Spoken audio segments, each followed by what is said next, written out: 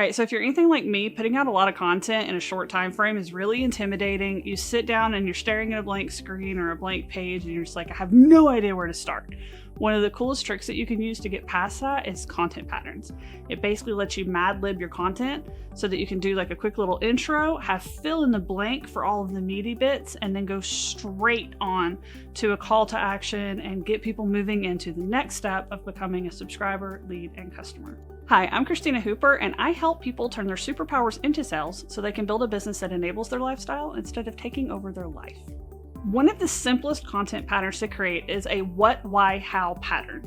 So for example, say we're writing a piece of content like 5 common content marketing mistakes and how to fix them.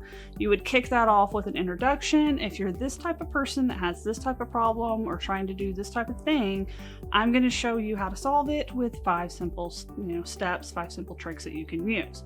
Step number 1, don't be too formal. So for example, we would do the what, why, how on that don't be too formal. What does it mean to not be too formal? Why do you want to avoid being too formal?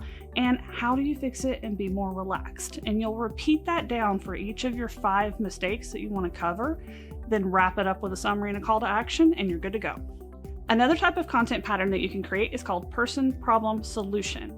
So for example, if we're writing an article called 5+ ways to fix any content marketing problem, you would start with a typical introduction, and then for each of the different things, we're going to address a problem and then go person, problem, solution. So for example, one problem might be that you don't have enough ideas. So then you would talk about a person. Are you someone that knows a lot, but when you sit down to create, your mind goes blank? And then the problem is that leaves you feeling frustrated and falling behind in every goal. Some solutions would be 1, pick a topic that you can say a lot about, and then like content marketing. And then step number 2 would be to like look at emails, look at recordings from meetings with clients, and look at the questions that they ask and just start jotting all of those down. So person, problem, solution for a content pattern. Okay, another type of content pattern that you can use is ProCon Action. So for example, if we're writing an article or filming a video about 5 common content marketing mistakes and how to fix them, you would start with a typical introduction. Then you would go into mistake number 1, like random acts of content. The pro of random acts of content is that it's easy to produce, it's better than doing no content, and it helps you build that content marketing muscle. But the con of that is you don't have a plan for turning that content into subscribers, into leads, and into customers. So it doesn't really perform like you want it to.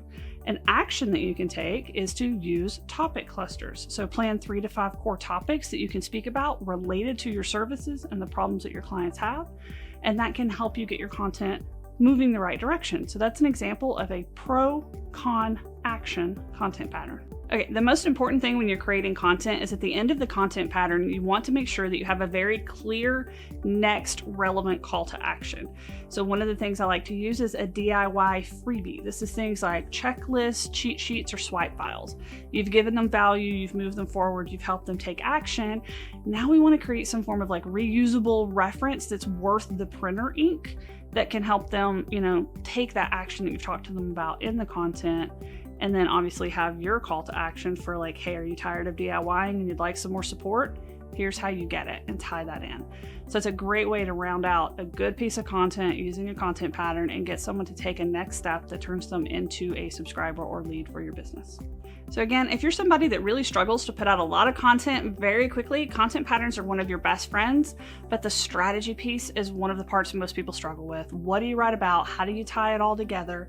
And that's something that we help people with all the time. So head over to ChristinaHooper.com and find out how.